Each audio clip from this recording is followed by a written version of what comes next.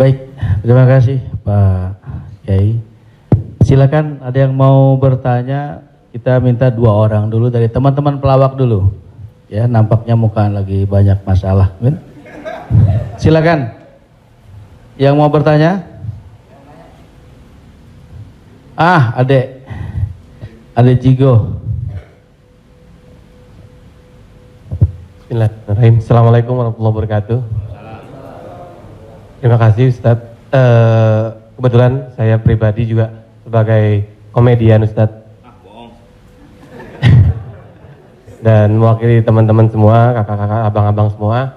Kita di panggung itu selalu menghibur. Namun ketika momen ada sesuatu yang harus kita keluarkan, kadang menjatuhkan orang. Mulai dari fisik, mencela dan lain-lain. Yang saya mau tanyakan, apakah dengan niat kita menghibur menjadi catatan, apakah menjadi catatan dosa untuk kita? Terima kasih Ustaz. Ada seorang ulama dipanggil Imam Abu Hatim, tapi kemudian di ujung namanya itu ditambahkan kata Al-Asam. Asam diambil dari kata summum, bukmun, omyun. Omyun buta, bukmun bisu, summun tuli, peka. Jadi Abu Hatim Al-Asam artinya Abu Hatim peka, tuli. Secara bahasa itu menjatuhkan orang. Siapa itu? Itu Abu Hatim peka, Abu Hatim tuli. Karena ada beberapa orang, ada Abu Hatim, yang ini Abu Hatim peka, tuli. Tapi kenapa nama itu tetap tersemat di belakang namanya? Dan tidak ada ulama yang melarang menggunakan peka itu di belakang namanya. Karena dia tidak merasa dijatuhkan dengan itu. Lalu kemudian itu pula tidak menjatuhkan dia di depan orang banyak. Apa sebab kronologis dia dipanggil Al-Asam? Dia seorang ulama. Suatu ketika dia sedang duduk, datang seorang anak gadis bertanya fatwa kepada dia. Saat anak gadis itu bertanya fatwa tentang hukum halal haram suatu masalah, mungkin karena wallahu alam bisawab atau saking groginya atau kentut anak gadis itu di depan dia. Dia ingin menjaga marwah, harkat, martabat anak gadis ini supaya jangan sampai merasa malu, maka dia diam, pura-pura nggak dengar. Akhirnya anak gadis itu nggak jadi malu, pulang dan dia cerita ke orang lain. Aku tadi mengalami begini dan aku kentut di depan Imam Abu Hatim. Terus apa komen dia? Ternyata Abu Hatim itu peka. Dipanggil orang Abu Hatim Al-Asam, peka. Sampai akhirnya setelah anak gadis itu meninggal, Imam Abu Hatim Al-Asam panjang umurnya, meninggal anak gadis itu, barulah Abu Hatim mengatakan, aku sebetulnya nggak peka, hanya ingin menjaga kehormatan dirinya. Jadi kisah Abu Hatim Al-Asam dapat kita pahami 2 makna. Satu sisi ada saatnya kita menjaga kehormatan orang sampai mati dia. Tapi ada satu sisi kalimat yang nampaknya menjatuhkan sebenarnya tidak menjatuhkan selama kita masih saling paham, saling memahami, saling mengerti. Ada kata-kata yang mungkin kita gunakan tapi menjatuhkan dia. Padahal sepertinya pujian. Tapi ada kata-kata yang sepertinya. Jadi kalau sudah saling memahami, orang pun mengerti, maka dia tidak menjadi suatu celaan. Ya ayyuhalladzina amanu, hai orang beriman, ijtanibu katsiran minadh-dhann, jauhilah prasangka buruk, inna ba'dadh-dhanni itsmun, wala tajassasu, jangan mencari-cari kesalahan orang, wala yaghtab ba'dukum ba'dha, jangan ribah membicarakan aib orang lain, la talmizu bil alqab, janganlah kamu menggunakan gelaran-gelaran yang jelek. Bukankah tuli itu gelaran yang jelek? Iya. Tapi saat itu digunakannya bukan untuk menjatuhkan dan mereka saling memahami tentang hal itu. Wallahu a'lam bishawab. Baik Ustaz, satu pertanyaan seputar dunia entertain. Ketika orang memerankan misalnya, mohon maaf lahir batin, main film seks, selama film itu diputar terus, sementara orangnya udah hijrah, dan saat ini film itu diputar, itu jariahnya seperti apa tuh Ustaz? Nah, ini mohon maaf lahir batin Ustaz. Hah? Nonton sama bini gue berdua.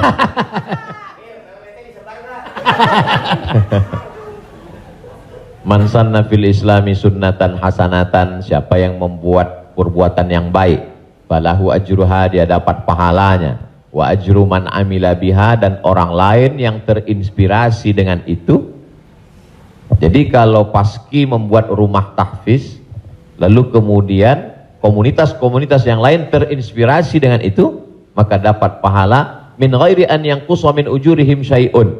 Pahala mereka tidak berkurang, sama-sama dapat 100 min ba'dih, setelah mati. Itu kalau yang baik. Bagaimana dengan yang tidak baik seperti yang tadi? Man sanna fil islami sunnatan sayyi'atan. Siapa yang membuat sesuatu yang tidak baik, falahu wizruha, dia dapat dosanya, wa wizru man amila biha, dan dosa orang lain yang melakukannya. Setiap ada terjadi pembunuhan di dunia ini, maka Kabil dapat royalti karena dia yang pertama kali melakukannya. Tapi Kabil tidak sempat taubat, tidak sempat hijrah. Jadi kalau ada yang sempat melakukan perbuatan jelek, dosa, saat dia taubat, dia buat konferensi pers. Saya sudah taubat, sudah mu'alaf kalau dia tidak Islam. Kalau dia sudah masuk Islam, saya sudah hijrah. Maka saya meminta kepada seluruh jamaah yang ada di dunia ini yang masih menyimpan gambar, foto, video saya, tolonglah kalian delete, dan saya minta ampun kepada Allah Subhanahu wa taala. Lebih daripada itu sudah di luar kuasa dia. La yukallifullahu nafsan illa wus'aha. Allah tidak membebani orang lebih daripada usahanya. Ada seorang hamba berpesan di zaman Nabi SAW, nanti kalau aku mati, maka bakarlah jasadku, lalu campakkan debunya ke laut. Kenapa? Karena aku takut bertemu dengan Allah Subhanahu wa taala atas segala dosa-dosaku. Disampaikan kepada Allah Subhanahu wa taala. Kata Allah, aku ampuni hambaku itu karena masih ada rasa takut dalam hatinya. Makanya khotib naik ke atas mimbar, pesannya ittaqullah, takutlah kepada Allah. Kenapa kurban Habil diterima, kurban Kabil tidak diterima?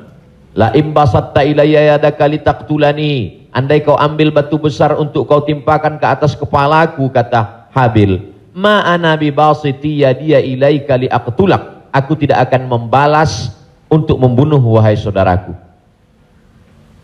Kenapa? Inni akhafullah, aku takut kepada Allah Subhanahu wa taala. Saya yakin Mas, Abang yang berprofesi dalam dunia keartisan ini, apa yang membuat hijrah ini? Masih ada rasa takut di dalam hati. Rasa takut inilah yang kita pupuk bersama. Ada takut 5%, 5% kita jadikan menjadi sebuah komunitas, lalu kemudian kita jadikan sebuah amal nyata dalam kehidupan, disupport oleh Pak Prof dengan keluarga besar almarhumah, diberikan kesempatan untuk menuntut ilmu di Fakultas Hukum, di penyiaran Islam, maka dia menjadi gerakan yang luar biasa. Wallahu a'lam. Terima kasih. Selanjutnya ada adik Ginanjar Sukmana. Setelah itu Bang Atet Jakaria. Terima kasih Bang Tola, Tobek Lala. Ustadz, tadi Ustadz cerita bahwa Rasulullah juga bergurau, tapi gurauannya itu tidak pernah berdusta, dan itu yang tidak boleh, kata Rasulullah. Sementara teman-teman pelawak, sadar atau tidak sadar, lawakannya itu banyak berdustanya juga Ustaz. Cari-cari, mengada-ada kan, karena memang tujuannya untuk membuat orang tertawa. Tapi kalau saya kan, maaf, saya bukan pelawak, saya peragawan Ustaz. Jadi peragawan pakaian anak-anak. Jadi saya dengar dusta kan gitu ya. Contohnya kayak tadi gitu. Atau Bopak umpamanya dia mengatakan dirinya ganteng, dia cerita bahwa banyak cewek yang suka sama dia, itu kan berdusta Ustaz. Iya kan? Fitnah kan? Kita Willy. Enggak, tapi kalau soal ketampak. Jadi mohon dijelaskan kembali oleh Ustadz Abdul Somad batasan bagaimana di dalam melawak yang tidak boleh berdusta, sehingga kalau memang ternyata pelawak tidak boleh berdusta dalam melawakannya, mungkin saya sedang pikir-pikir dulu untuk melanjutkan profesi ini Ustaz. Saya takut masuk neraka. Terima kasih Ustaz Abdul Somad. Assalamualaikum warahmatullahi wabarakatuh. Ada saatnya kita berilustrasi, menceritakan suatu kisah. Jadi sebetulnya para penulis novel Islam pun dia sebenarnya kisah itu ada juga yang fiktif atau dicampur antara nyata. Bahkan Buya Hamka menulis kisah campuran antara tenggelamnya kapal Panderwick adalah campuran antara nyata dan fiksi. Apakah ketika orang bercerita tentang fiksi itu dia berdusta? Tidak. Jadi kita bisa bedakan itu antara orang memang betul-betul dia berdusta. Kemarin saya melakukan ini suatu, padahal cerita itu tidak ada. Beda dengan dia misalnya katakan, saya ini Ustadz seorang peragawan, tapi peragawan pakaian anak-anak. Tidak, Mas Ginanjar tidak sedang bercerita, kemarin di mall saya memperagakan pakaian anak-anak Pak Ustadz. Ketika saya pakai pakaian anak SMP, semua ketawa. Itu dusta.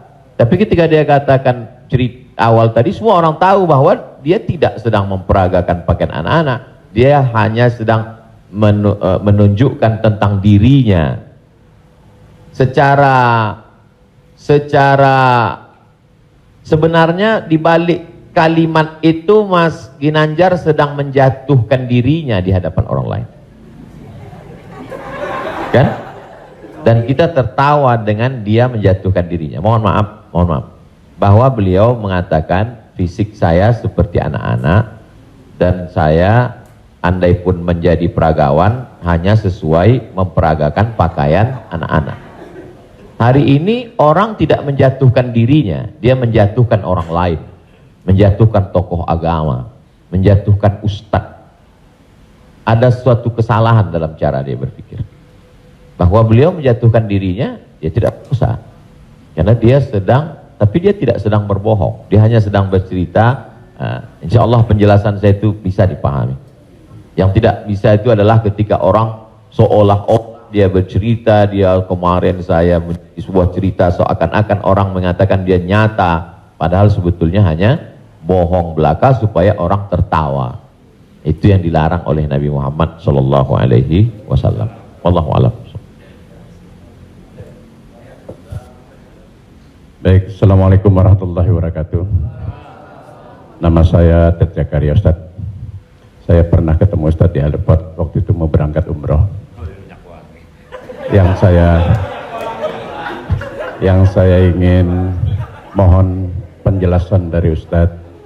Sekarang ini banyak pelawak-pelawak yang ikut ceramah juga. Pelawak sekarang ini dibutuhkan di mana-mana buat ikut ceramah. Padahal kalau kita lihat pelawak itu kemampuannya sangat minim, bahkan sudah menjual dengan harga yang mahal. Mohon penjelasannya Pak Ustadz, di mana bolehkah seorang pelawak itu melucu atau melawak di dalam satu ceramah? Nah, kita lihat yang namanya pelawak ini sekarang menjadi daya tarik sebelum ustadznya yang asli itu datang. Saya sendiri umpamanya berapa kali ngikut Raja Dangdut kemana, saya jadi bemper biasa di depan. Tapi saya mengingat bahwa ilmu saya belum sampai ke situ. Tapi saya memaksakan diri untuk menarik. Saya sadar bahwa ilmu saya belum seberapa untuk ke masyarakat yang penuh itu. Mohon penjelasannya Ustaz. Terima kasih. Assalamualaikum warahmatullahi wabarakatuh. Waalaikumsalam warahmatullahi wabarakatuh. Bedakan antara da'i dengan alim fatwa. Da'i dia mengajak orang ke jalan Allah. Sedangkan alim yang mengeluarkan fatwa, dia adalah orang yang berijtihad. Apakah dia berijtihad sendiri mengambil dari Quran, sunnah, ijma', qiyas, syar'u man qablana, saddu zara'i, qaulus sahabi, istihsan, istishab, urf, atau dia membaca fatwa ulama lalu dia sampaikan dengan kemampuan dia baca kitab kuning. Jadi jangan kita pukul rata. Jadi jangan nanti ketika ada di antara sahabat-sahabat dari Paski mengajak orang sholat, ngajak puasa sunat, lalu kemudian di antara kita, ngapain ente ngajak-ngajak saya sholat? Ente kan bukan ustadz. Padahal mengajak orang berbuat baik adalah kewajiban kita semua. Nahnu du'an qabla kulli syai'. Sebelum jadi apapun, tugas utama kita adalah mengajak orang berbuat baik. Kuntum khaira ummah, kalian umat yang terbaik. Kapan kita menjadi umat yang terbaik? 3. Ta'muruna bil ma'ruf, ajak orang buat baik. Wa tanhauna 'anil munkar, larang orang buat mungkar. Wa tu'minuna billah, beriman kepada Allah. Jadi kalau hanya sekedar ngajak orang sedekah, ngajak donasi buat rumah tahfiz, ngajak ngumpulin beras untuk santunan yatim fakir miskin, maka pelawak boleh, penyanyi boleh, polisi boleh, siapapun. Karena itu tugas sebagai seorang muslim, amar ma'ruf nahi mungkar. Yang tidak benar itu adalah ketika dia sudah dianggap sebagai ustadz dan ditanyakan suatu masalah dan dia terdesak, akhirnya dia bicara padahal dia tidak mengerti. La taqfu ma laisa laka bihi ilmun. Jangan kamu bicara pada sesuatu yang kamu tidak tahu. Inna sam'a, telinga, wal basar, mata, wal fuad, hati dan pikiran, kullu ulaika kana anhu mas'ula, kau akan disoal, kau akan ditanya, diminta pertanggungjawaban di hadapan Allah Subhanahu wa taala.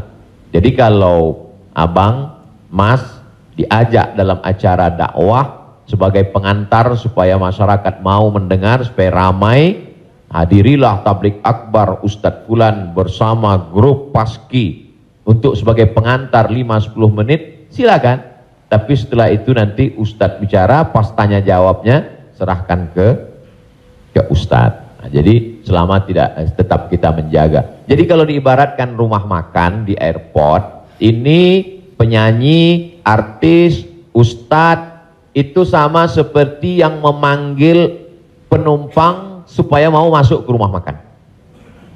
Bapak Ibu saudara sekalian yang mau perjalanan, silakan mampir ke tempat kami, silakan mampir ke rumah makan kami. Ini yang ngajak. Nanti setelah orang mampir masuk ke dalam, baru dia ketemu spesialisnya. Yang mau makan soto di sana, yang mau soto Medan di sana, yang mau soto Betawi di sana, yang mau bakso di sana. Begitu lebih kurang.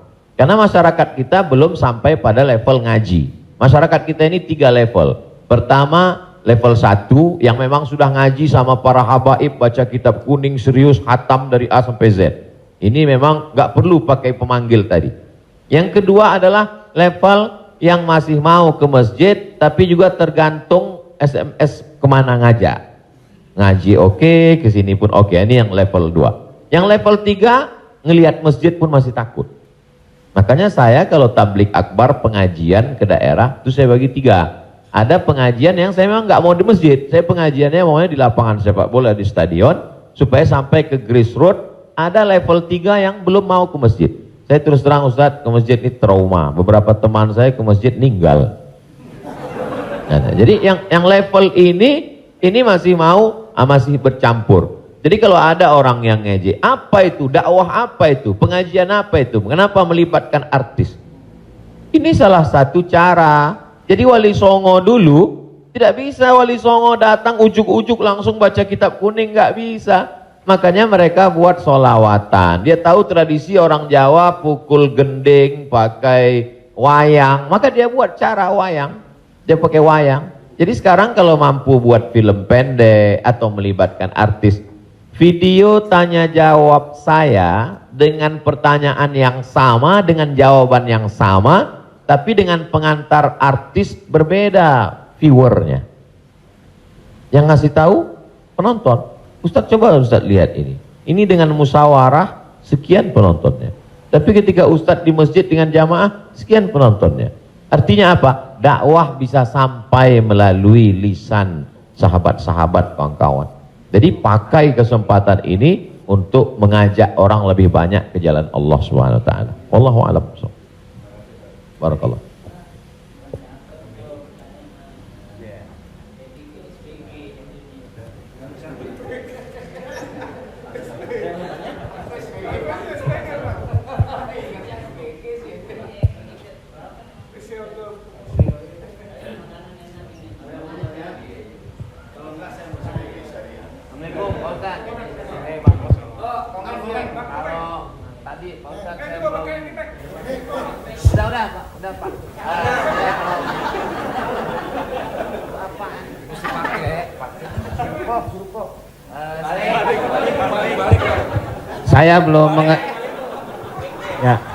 Saya belum paham yang tadi Pak Ustadz bilang apa wasaah apa wasi.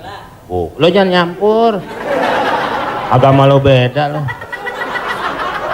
Wasaah sambil bercanda apa tadi gitu. Pak Ustadz lupa ya, nanti saya jelasin lagi. Apa tadi?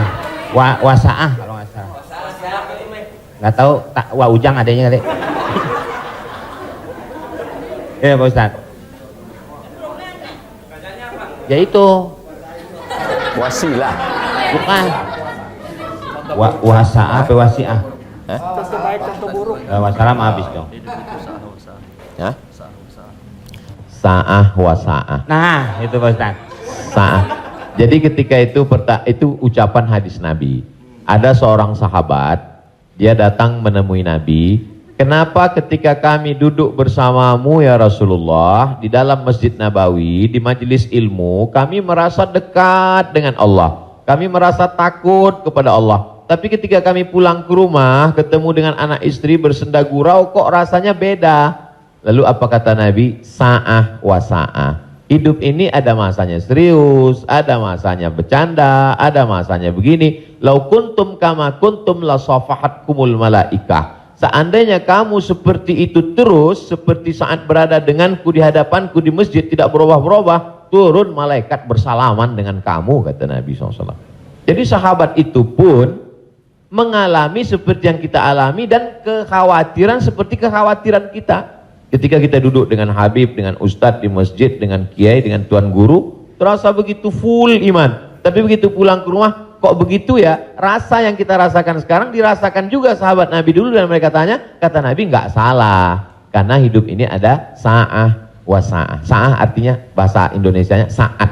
Semua ada saatnya, semua ada masanya. Selama tidak kita katakan, kamu kok mabuk kemarin? Semua ada saatnya. Ada saatnya mabuk, ada saatnya. Allah. Terima kasih Pak Ustad. Paham ya? Enggak, ya, paham dong.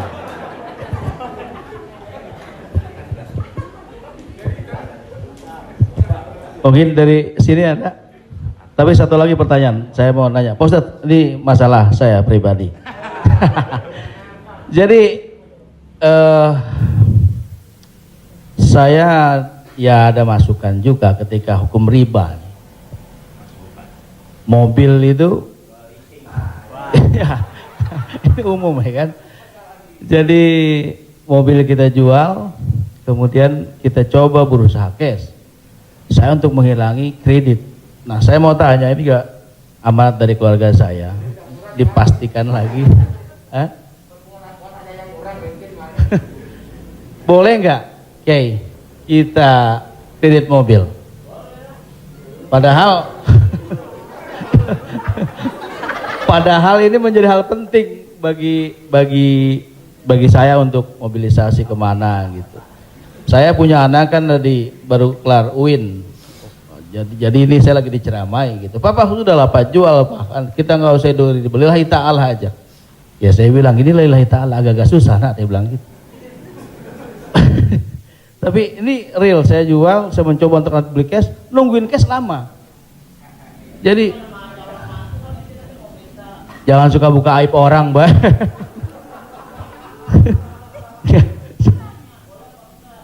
Ya, udah tadi ini dulu belum kelar. Jadi boleh nggak saya riba, Oke. Sorry, boleh nggak kredit mobil itu?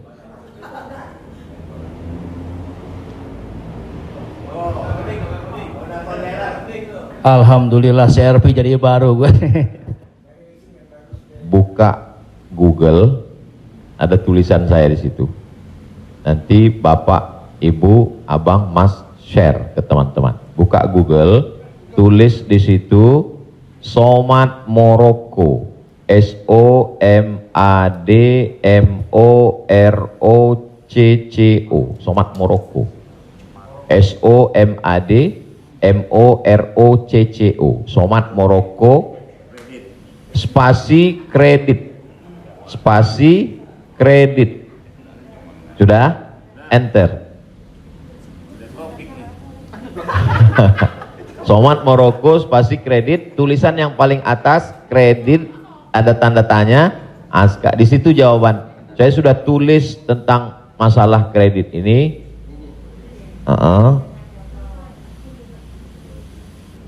Di situ.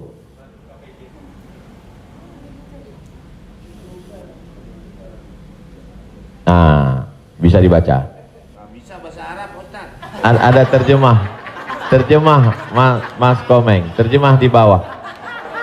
Terjemah di bawahnya. Terjemah di bawah. Majma' Al-Fiqih Islami membolehkan jual beli dengan tempo. Dah? Membolehkan jual beli dengan tempo, jangka waktu, garis miring kredit pada konferensi ke-6 yang dilaksanakan di Jeddah pada tahun 1990 dalam keputusan tersebut. Jadi jual beli dengan tempo kredit itu boleh. Bawah, ini penjelasannya. Yang bawah langsung bahasa ke jawaban.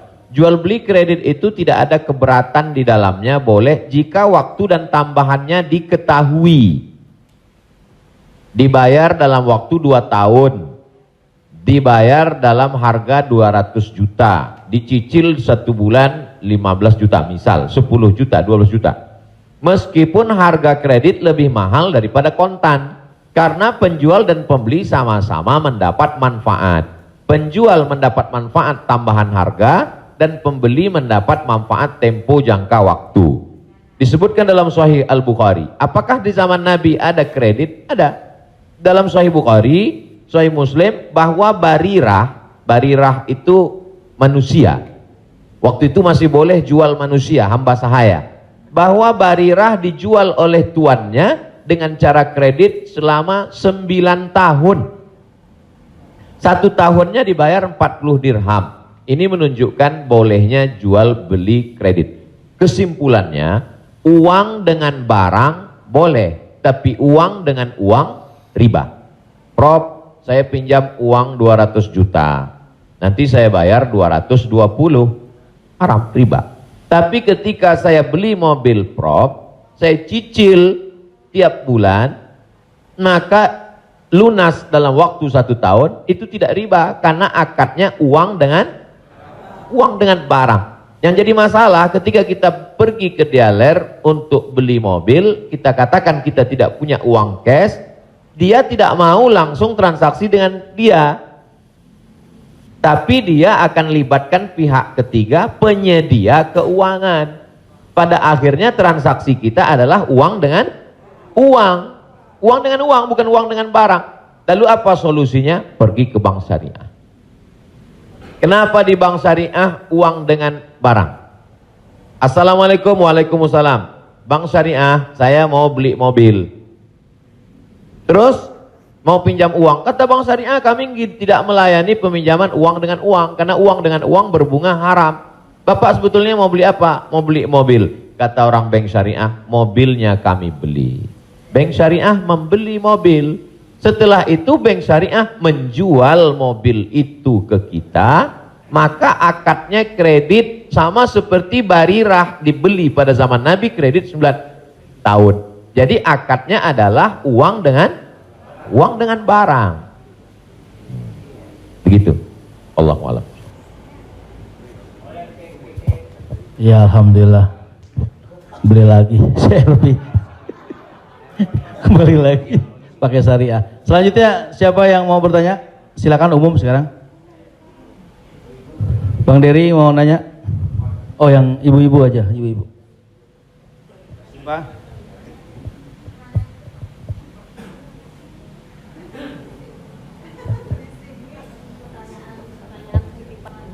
Jadi Ustadz, mohon maaf Ustadz, tadi di garis bawahin lagi. Jadi artinya leasingnya yang nggak boleh ya Ustadz. Misalnya kita beli kepada dealer mobil, kita bercicil kepada yang punya dealernya boleh. Tapi kalau kita minta dari kayak sekarang banyak perusahaan-perusahaan leasing, itu yang tidak boleh. Maksudnya itu Ustadz. Ketika saya mau beli mobil, saya tidak punya uang cash, maka kata si dealer, kami akan arahkan Bapak ke penyedia keuangan. Maka sebenarnya saat itu saya membeli mobil itu cash sebenarnya. Karena dealer tidak mau dia barang ini tidak cash. Jadi kemudian yang saya cicil setiap bulan itu adalah bukan mobilnya tapi uangnya. Maka saya terjebak pada rentenir, riba, bahasa kerennya leasing segala macam. Inilah yang menyebabkan haramnya karena transaksinya adalah uang dengan uang. Lalu solusinya mana Ustadz? bank syariah. Iya. Karena di bank syariah itu disitulah letak. Jadi orang yang tidak mengerti dia katakan sama aja bank syariah dengan konvensional, bedanya pegawainya pakai jilbab, masuknya assalamualaikum. Enggak. Perbedaan dalam jual beli dalam Islam itu adalah pada akadnya. Maka bank syariah membeli mobil itu milik bank syariah, maka saya membeli mobil itu secara cicil, akadnya adalah uang dengan barang. Wallahu a'lam. Satu lagi Ustaz, kalau beli emas secara online itu gimana Ustaz? Sebagian ulama mengatakan membeli emas secara online tidak langsung dan dicicil riba. Mengapa mereka mengatakan riba? Karena transaksi itu uang dengan uang. Oh, ini enggak uang dengan uang Ustadz. Ini Ustadz uang rupiah. Lalu kemudian yang jual ini kan emas. Di zaman Nabi enggak ada uang kertas. Di zaman Nabi hanya ada dua uang. Yang pertama dinar, uang emas. Yang kedua dirham, uang perak. Maka ketika saya beli emas tidak cash, maka sesungguhnya akadnya adalah uang dengan uang rupiah dengan uang emas. Itulah orang yang mengatakan nggak boleh beli emas kalau nggak cash, karena transaksinya uang dengan uang. Tapi pendapat kedua mengatakan boleh beli emas kredit tidak cash. Kenapa? Karena zaman sekarang emas sebagai komoditi, emas sebagai barang, emas bukan sebagai uang. Dan fatwa Majelis Ulama, fatwa Ormas Islam kontemporer mengatakan boleh beli emas tidak cash karena emas zaman sekarang bukan uang. Emas sekarang adalah barang. Jadi sama dengan kalau saya beli mobil boleh kredit, maka beli gelang juga boleh karena bukan uang dengan uang. Di situ letak sebab boleh tidak boleh. Wallahu a'lam.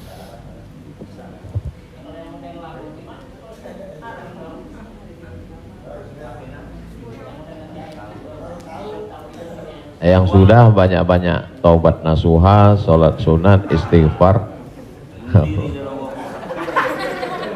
Kalau sedang dalam proses bisa dibom, ada aset yang bisa dijual untuk ngebom supaya selesai, jual lah. Tapi kalau ini aset pokok tidak boleh jual rumah karena rumah pokok, sama seperti makan. Ini kalau saya jual aset ini saya bom meledak semua Ustadz. Ini Hiroshima Nagasaki hancur semua, maka nggak boleh. Azam tekad dalam hati, saya mencari nafkah, saya lunasi sampai habis, nanti setelah ini saya tobat berhenti. Tapi kalau bisa jual satu petak ini lalu ditutup ini, lakukanlah untuk melepaskan diri dari riba, karena riba itu 5 ancamannya. Yang pertama, alladzina ya'kuluna riba la yaqumuna illa kama yaqumul ladzi yatakhabbathu syaitanu minal mas. Orang yang makan riba nanti bangun bangkit dari kubur ketika di padang mahsyar seperti orang kerasukan setan. Yang kedua, ayyumalah min nabata min haramin fannaru aulabih. Setiap daging di badan tumbuh dari yang haram, maka tempatnya api neraka jahanam. Yang ketiga, orang kalau dia makan haram, maka doanya tidak dikabulkan Allah. Mat'amuhu haram, makanannya haram. Mashrabuhu haram, minumannya haram. Malbasuhu haram, pakaiannya haram. Wa ghuziya bil haram, dia diberi makanan haram. Anna yustajabulah, apakah mungkin doanya dikabulkan Allah? Yang ketiga, yang keempat, nasiyatin kazibatin khati'ah. Ubun-ubun, penipu, pembohong, pelaku dosa. Padahal yang berdosa itu tangan, yang berdosa itu mulut. Kenapa dikatakan ubun-ubun? Karena ternyata ada otak bagian depan yang selalu kita usap ketika sedang wudu. Disitulah pemikir. Otak ini berpikir ketika dia dapat semprotan darah. Darah itu menyembur dari jantung. Darah itu dari makanan. Sepiring makanan riba berubah menjadi setetes darah, disemburkan oleh jantung naik ke otak, isi otak haram, maka bawaannya mau haram saja. Gara-gara riba. Heran saya ini Pak Ustadz, kenapa pikiran saya ini mau haram saja? Sebabnya gara-gara makan riba. Yang terakhir, yang kelima adalah tidak ada keberkahan. Hidup ini yang kita cari berkahnya. Makanya ketika anak lahir yang didoakan berkah, barakallahu laka fil mauhub. Ketika orang menikah yang didoakan berkah, barakallahu lakuma wa baraka alaikuma. Ketika ketemu yang didoakan berkah, assalamualaikum warahmatullahi wabarakatuh. Ketika makan yang diminta berkah, Allahumma barik lana. Wallahu a'lam.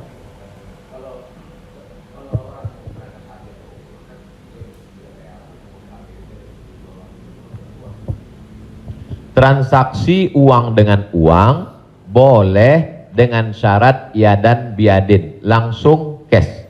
Maka ketika sampai di Makkah, saya keluarkan uang rupiah, saya katakan saya mau beli rial, langsung cash, boleh. Begitu juga membeli dolar. Saya sampai ke Maroko, saya beli dirham. Maka pemerintah Saudi Arabia tidak akan bisa mengizinkan buka money changer, uang, pertukaran uang ini kalau tidak ada fatwa dari ulama. Mereka amat sangat ketat. Jadi boleh tukar ini selama dia langsung dan cash di tempat itu, langsung jadi. Wallahu a'lam. Ustaz, Assalamualaikum. Ustaz, saya mau nanya Ustaz, berkaitan dengan kredit tadi, ada juga selain kredit namanya gadai Ustaz. Gadai. Tahu gadai Ustaz ya? Kalau nggak tahu saya jelasin. Biasanya zaman sekarang gini Ustaz. Orang punya kendaraan, kemudian karena nggak punya uang digadaikan mobilnya misalnya Ustaz, sama orang itu. Itu termasuk itu riba atau gimana? Kalau gadai seperti itu. Imam yang paling tua di antara imam yang 4 itu namanya Imam Hanafi. Meninggal tahun 150 Hijrah. Suatu ketika dia berdiri di depan rumah orang. Dia ada panas terik, dia berdiri di depan rumah orang. Padahal di depan rumah itu ada atapnya dan ada pohon kayu. Lalu orang bertanya kepada Imam Hanafi, Imam Hanafi, kenapa kamu tidak mau berlindung di bawah atap yang punya rumah itu? Dan kenapa kamu tidak mau berlindung di bawah pohon kayu? Kan lebih baik berlindung daripada kena panas. Apa kata dia? Saya meminjamkan uang pada orang ini dengan sistem gadai, maka saya tidak mau mengambil keuntungan dari dia. Ayyuma lahmin kullu qardin jarra naf'an fahuwa riba. Setiap gadai pinjaman kalau kita ambil manfaat maka itu berarti riba. Tidak mau bernaung di bawah atap rumahnya karena itu dianggap sebagai manfaat. Jadi manfaat tidak hanya sebagai uang tapi juga manfaat sampai sekecil itu dia menjaga dirinya. Jadi gadai dalam Islam hukumnya boleh, tapi jangan ambil manfaat dari gadai. Yang terjadi sekarang adalah orang mengambil manfaat dari gadai. Saya punya uang, lalu kemudian ada orang mau pinjam uang, saya tidak percaya dengan dia. Ustadz pinjam uang 100 juta, saya nggak percaya. Kalau Ustadz nggak percaya, nih sawah saya 1 hektar. Ketika dia kasih sawahnya ke saya, maka sawah itu cukup sebagai jaminan. Tapi yang dilakukan orang sekarang adalah sawah itu dia tanam padi, dia ambil hasilnya. Hasilnya itu riba. Maka sekarang orang kaya makin kaya, yang miskin makin miskin. Bagaimana dia mau bisa menebus uangnya, orang sawah dia dipakai terus dan uangnya diambil. Maka yang punya uang makin kaya, yang minjam makin miskin. Padahal dalam Islam mestinya cukup suratnya saja dipegang. Kamu kalau mau garap sawah ini garaplah, nanti bayar hutangmu. Itu akhlak dalam Islam. Akhlak itu yang dihilangkan oleh riba. Riba ini sangat kejam. Allahu a'lam.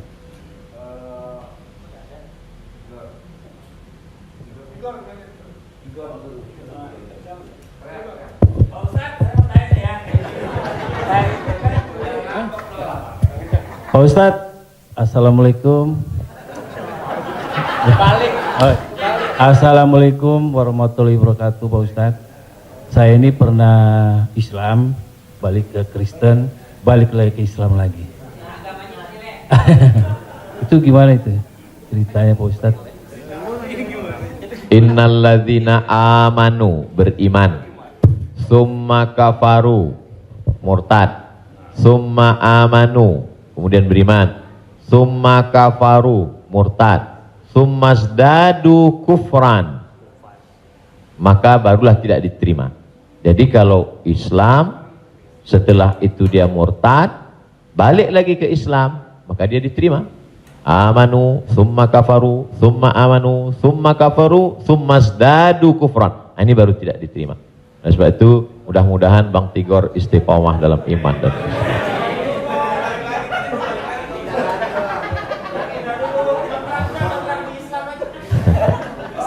Agama lu kayak angkos bolak-balik.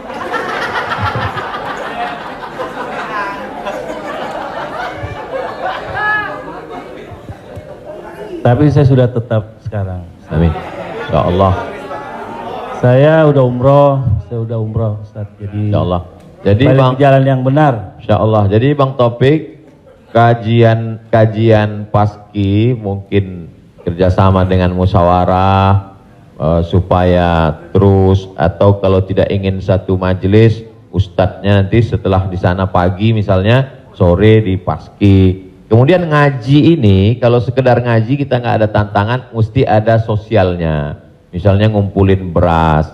Jadi saya sendiri tidak hanya sekedar ngaji, saya khususkan hari Jumat kedua setiap bulan, saya di Pekanbaru, hari Jumat khutbah Jumat, habis itu bagi beras ke masyarakat pelosok yang sulit.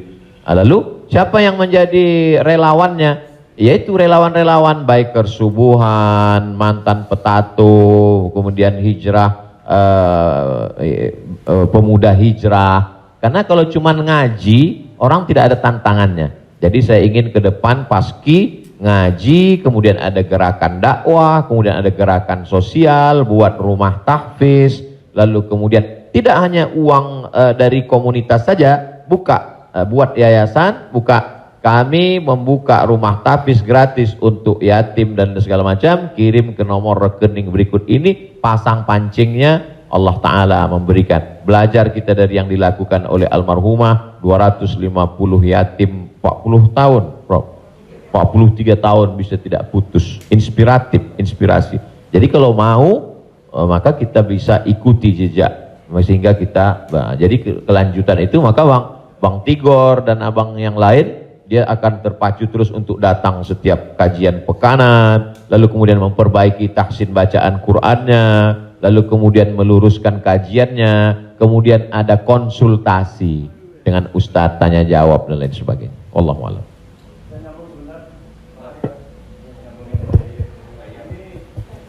Apakah ada warisan?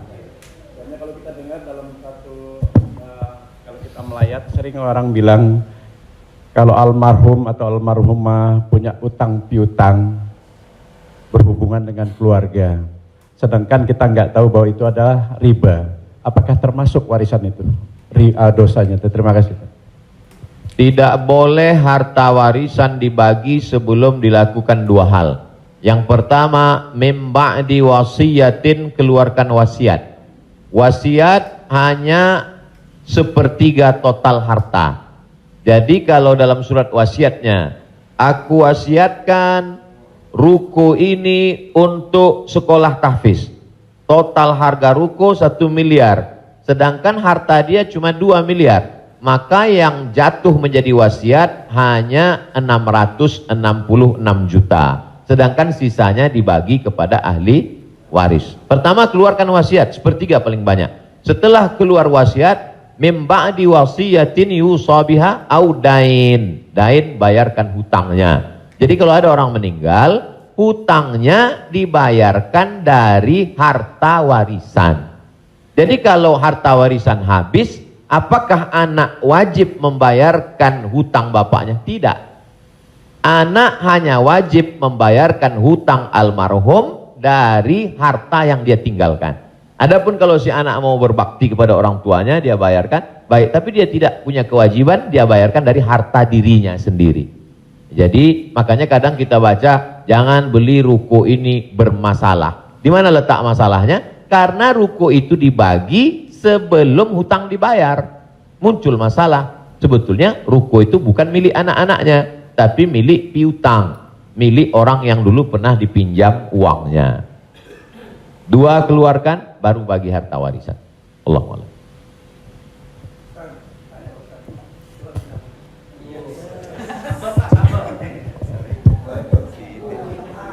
Terima kasih Pak Ustadz. Saya mau tanya tentang peminjaman uang. Saya misalnya meminjamkan uang kepada seseorang, tapi dia nggak mau ganti. Nah terus kita nggak mau nagih karena takut menjadi sebuah permusuhan. Kan ada peribahasa memberikan pinjaman hutang itu sama juga menanamkan musuh. Nah bagaimana hukumnya? Apakah ini harus ditagih sama kita ataukah dibiarkan? Terima kasih Pak Ustadz. Assalamualaikum warahmatullahi wabarakatuh. Waalaikumsalam. Ayat yang paling panjang dalam Al-Quran, 1 halaman penuh, Al-Baqarah 282. Bukan tentang haji, bukan tentang puasa, tapi tentang perjanjian hutang piutang. Ya ayyuhalladzina amanu, hai orang beriman, idza tadayantum bidainin, kalau kamu menjalin transaksi hutang piutang ila ajalim musamma, sampai batas waktu limit tertentu, faktubuh, tulislah. Wal yaktub bainakum katibun bil adli, hendaklah ada seorang penulis yang menulis dengan adil. Wastashhidu syahidaini min rijalikum, ada 2 orang saksi. Antadil, kalau tidak ada 2 orang laki-laki, wa maraat, 1 orang perempuan, wa maraatani, 2 orang perempuan. Antadilla ihdahuma fatudzakkira ihdahumal ukhra. Sedetil itu dalam Al-Qur'an. Jadi kalau saya menagih hutang, sesungguhnya bukan saya sedang mencari musuh, tapi menyelamatkan dia supaya dia dan anak cucunya jangan sampai makan haram. Kalau dia tidak sanggup, ayat yang kedua, fanaziratun ila maisarah, kasih sampai batas waktu dia lapang. Kamu bisa bayar kapan? Insya Allah 1 Mei Pak Ustadz. Tahun berapa? Tahun 2022. Oke, insya Allah Mei 2022 lapang. Tidak juga dia sanggup membayar, lebih banyak minyak kita nagih daripada uang yang mau ditagih. Masuk ayat ketiga, wa antasaddaqu khairul lakum, kamu sedekahkan lebih baik. Aku sudah capek, asam uratku naik, asam lambungku kumat, kau ambil aja lah ini. Wa antasaddaqu khairul lakum, kau sedekahkan lebih baik. Yang menghafal ayat ini yang memberi pinjaman, bukan yang minjam. Sekarang yang menghafal ayat ini yang minjam. Ketika kita tagih, kapan kau bayar? Dibilangnya, wa antasaddaqu khairul lakum, kalau kau sedekahkan lebih baik. Allahu akbar.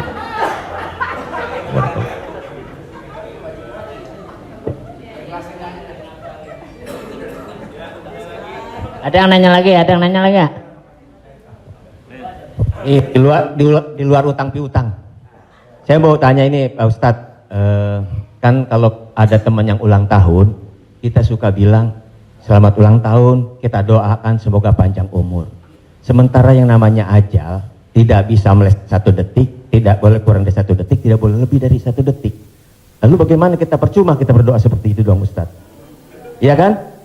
Ya itu, enggak ya? Terima kasih Ustaz.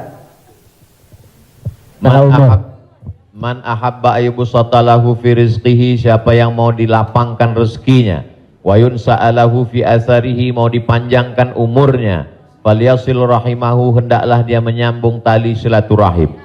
Katanya dengan silaturahim umur bertambah. Padahal dalam ayat Quran, idza jaa ajaluhum, kalau ajal sudah sampai, la yastakhiruna sa'atan, tak bisa ditunda walau sesaat, wala yastaqdimun, tidak bisa dimajukan oleh saat. Apakah kontradiktif antara ayat dengan hadis dengan doa dari Mas Dery bahwa umur bisa bertambah? Tidak kontradiktif.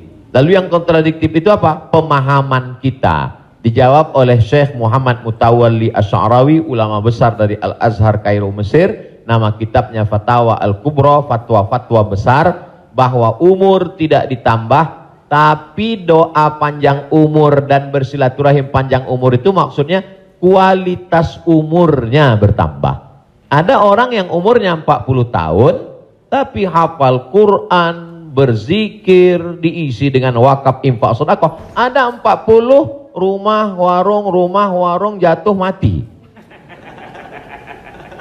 Jadi yang dimaksud kita doakan, semoga Mas Dery dan semua paski kita semua panjang umur. Maksudnya umurnya berkualitas, berisi. Itu. Wallahu a'lam. Boleh? Ya. Gimana? Nah.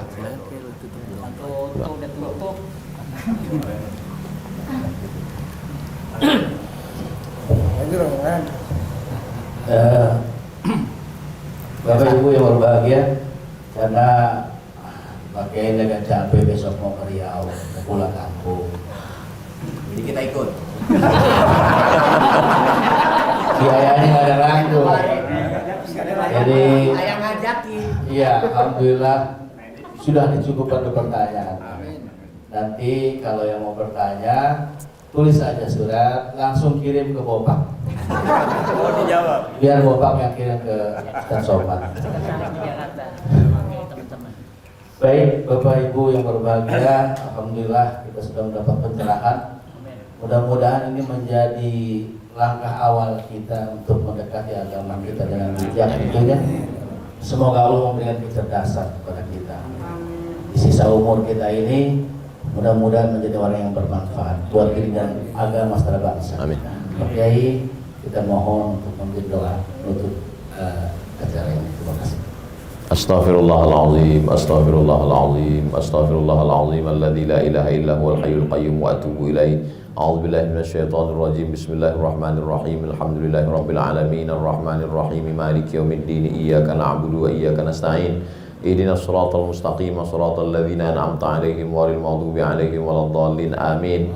Allahumma shalli ala sayidina Muhammad wa ala ali sayidina Muhammad. Allahumma 'allimna ma yanfa'una, ajarkan pada kami ilmu yang bermanfaat ya Allah. Wanfa'na bima 'allamtana, yang sudah kami pelajari malam ini jadikan dia menjadi amal saleh ya Allah. Allahumma faqihna fid din, dalamkan ilmu agama kami. Wa 'allimna ta'wil, ajarkan kami pemahaman Al-Qur'an yang benar. Ya muqallibal qulub, engkau yang membolak-balikkan hati, sabbit qulubana, kokohkan hati kami ala dinik, dalam agamamu, ala ta'atik, dalam ketaatan kepadamu. Allahumma a'inna, tolong kami ala zikrika, supaya hati kami senantiasa berzikir mengingatmu, wa syukrika, selalu bersyukur kepadamu, wa husni ibadatik, selalu beribadah dengan ibadah yang terbaik. La tada'lana zamban illa ghafartah, wa la aiban illa satartah. Aib cacat kami banyak, tutupi dari hadapan manusia, dan tutupi pula ketika kami menghadapmu nanti ya Allah. Wala maridhan illa syafaitah, ada saudara kami yang sakit, angkat penyakitnya, sehatkan ya Allah.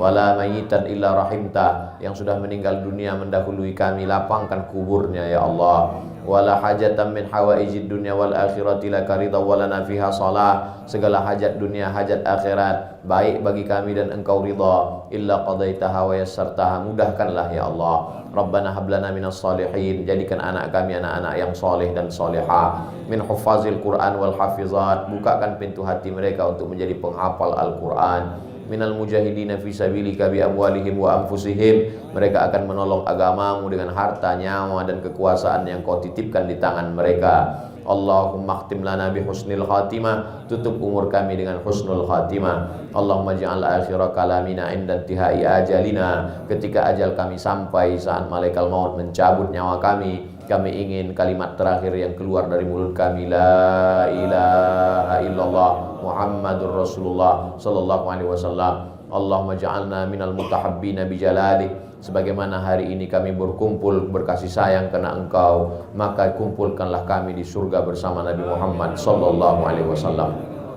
Sahibul bait yang sudah menyediakan rumahnya, makanannya, segala kebaikan, tak sanggup kami membalasnya. Ajzihim jaza'al hasanah, berikanlah mereka balasan yang baik ya Allah. Allahumma jama'na ma'ahum ma'al habibil mustafa fi jannatikal ula, satukan kami dalam surga jannatul firdaus bersama Nabi Muhammad sallallahu alaihi wasallam. Rabbana atina fid dunya hasanah wa fil akhirati hasanah wa qina adzabannar. Wa sallallahu ala sayyidina Muhammad wa ala alihi wa sahbihi wasallam, walhamdulillahi rabbil alamin. Taqabbalallahu minna minkum, taqabbal ya karim. Saya ucapkan banyak terima kasih kepada keluarga besar almarhumah Profesor Dr. Hajah Tuti Alawiyah, tak dapat saya sebut satu persatu. Saya ucapkan banyak terima kasih kepada Paski. Malam ini amat sangat berbahagia, senang bisa saya bertemu dengan orang-orang yang selama ini saya senangi hiburannya, candanya, gurauannya, mudah-mudahan Allah panjangkan umur mereka insyaallah.